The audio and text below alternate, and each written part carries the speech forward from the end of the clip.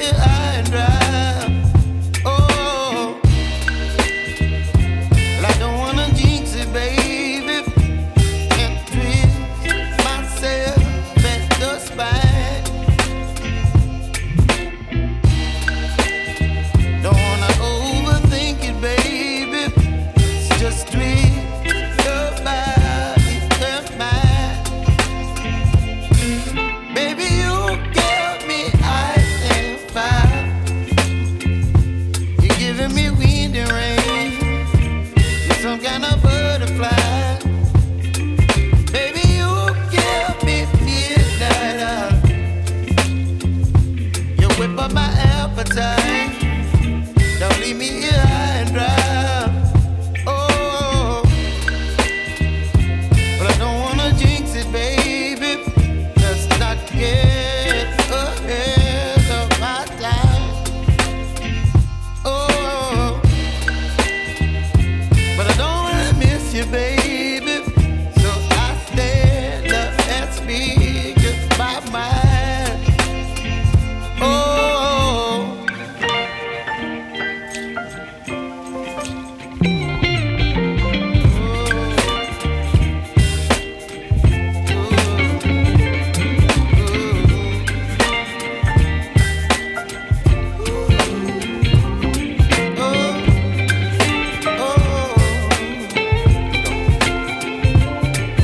Baby, you give me ice and fire.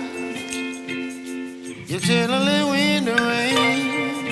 You're some kind of butterfly.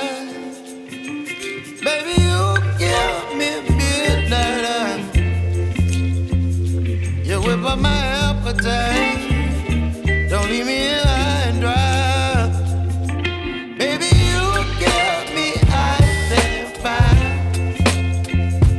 You're channeling wind and rain. You're some kind of butterfly. میتونیم برای اینکه بهتر فرمش بدیم بذاریم روی زمین که زیرش صاف بشه. ببینید ما هر قطعه از عروسک رو در طی چندین مرحله درست میکنیم.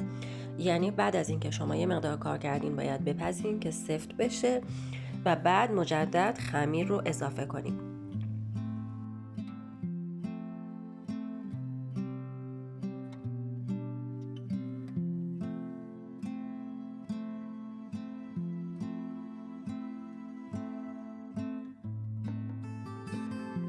خب حالا میخوایم جای انگشتار رو مشخص کنیم. میتونید از کاتر استفاده کنید یا مثل من با ابزارتون خطای روی انگشتار رو مشخص کنید.